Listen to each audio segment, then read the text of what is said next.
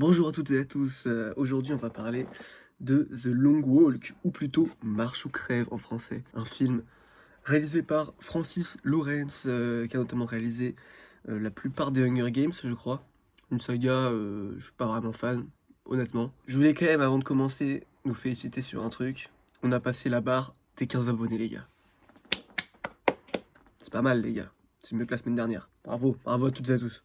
Du coup, Marche ou crève, j'étais plutôt intrigué, je voyais les avis plutôt divisés, et je me suis dit pourquoi pas, ça peut être un concept sympathique. Donc ça se passe dans un monde où le fascisme a pris le dessus. Bon, on voit pas trop dans quel monde ça se déroule, mais c'est un monde plutôt merdique, où on suppose qu'il y a eu une espèce de montée de l'extrême droite. Et donc c'est un peu la galère pour tout le monde. Pour rendre les gens un peu plus forts, le gouvernement, donc, qui est dirigé par l'armée, si j'ai bien compris, décide d'organiser des marches où en fait 50 jeunes, uniquement des hommes, je sais pas pourquoi. J'aurais bien aimé voir quelques femmes, mais bon, il y a 0 femme dans le film, à part la mère du protagoniste. Donc 50 jeunes qui doivent marcher, et le dernier qui survit, il a droit à exaucer son vœu, donc et à avoir beaucoup d'argent.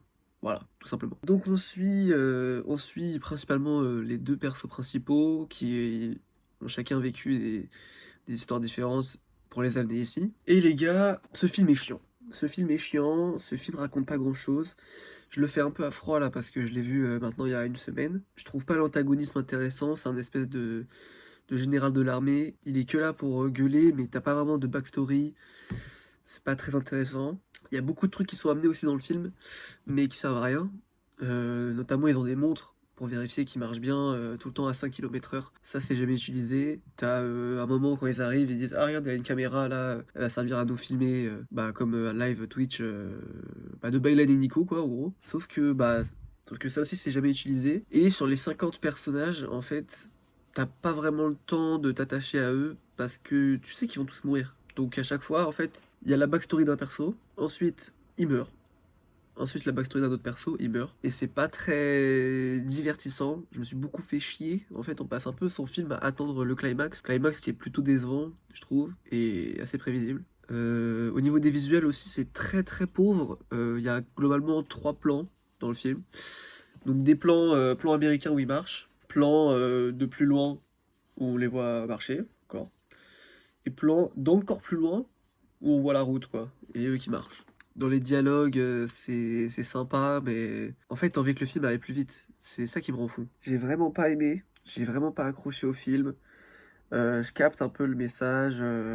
Pourtant, ça aurait pu être bien, mais là, ça l'était pas. Voilà, c'est ça mon avis. Je pense que personne se souviendra de ce film très longtemps. C'est un peu gore, mais pour rien. C'est gore gratuitement, et plus le temps avance, moins c'est gore. Je pense que c'est pour nous faire comprendre que plus il y a des morts, plus on est insensible à ça. Mais voilà. Donc voilà, c'était mon avis sur The Long Walk, sur Marche ou crève, et c'était pas ouf. Voilà.